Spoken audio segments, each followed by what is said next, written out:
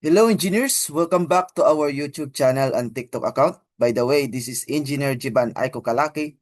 At sa araw na to, is magsasagot tayo ng isang past board examination taken from the recent April 2026 board examination under the subject of numerical methods and analysis. Okay, without further ado, let's start our discussion.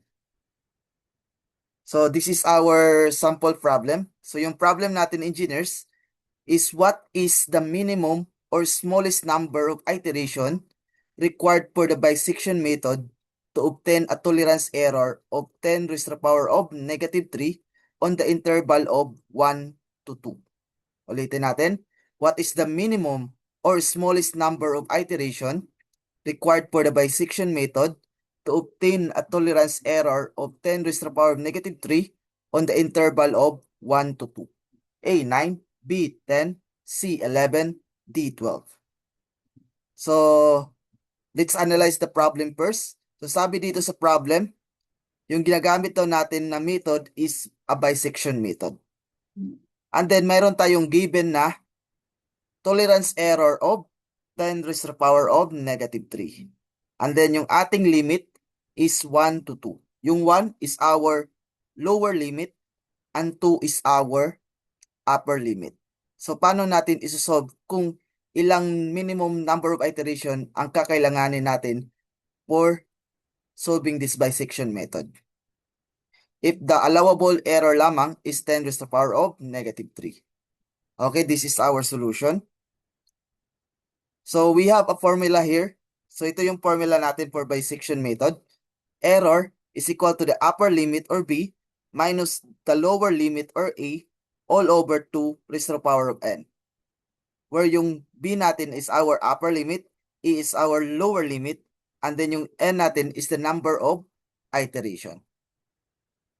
So substitute lang natin. Yung ating error is equal to 10 raised to the power of negative 3. Yung ating lower limit is 1. Yung ating upper limit is 2.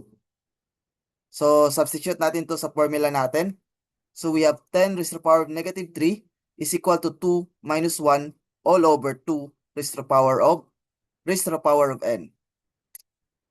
So using our calculator engineers, input lang natin to. So let's confirm the answer. So we have 2 raised to the power of x is equal to 2 minus 1 all over 10 raised to the power of negative 3. So shift calc para makuha natin yung x. So we have a result of x is equal to 9.966 or 9.965 iteration. Since wala tayong decimal point na iteration, so let's round off this answer to the nearest whole number. So 9.9, that will be equal to 10. So the minimum or smallest number of iteration required is equal to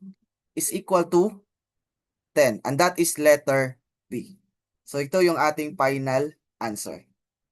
So dito na magtatapos yung ating discussion. I hope may natutunan kayo sa araw na to, and huwag niyong kalimutan mag-share, like, and subscribe sa ating YouTube channel para mas marami pa po tayong ma-reach at matulungan ng mga aspiring board exam takers. So yun lang, maraming salamat sa panonood and see you next time.